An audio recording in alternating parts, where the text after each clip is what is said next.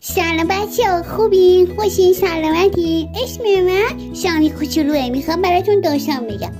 یه روز یه موچه‌ای بوده، خیلی قوی بوده.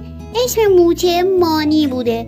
بعد من خیلی قوی هم و اینا توی جنگلی زندگی میکرده، با دوستاش با هم خونه میساختن و غذا جمع میکردن.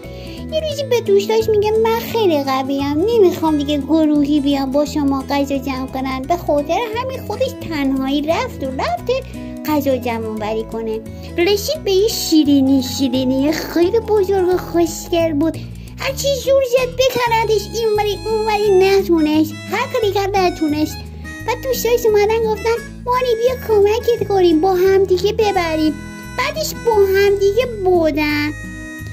مانی خیلی خوشحال شده بود از اینکه دوستاش اومده بودن کمکش و تونست اون شیرینی خوشمزه رو ببره خونه و بخورن. ولی بی همش داشت به این فکر میگرد توی راه که چقدر خوب شد که دوستام اومدن پیش من کمکم کردن.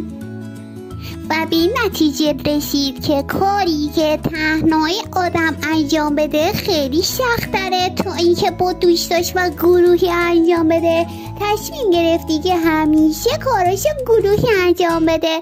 بچه‌ها امیدوارم که از داستان من خوشتون اومده باشه. یادتون نره زنگوله رو بزنید، منو سابسکرایب کنید تا بازم بیام. خدافظ.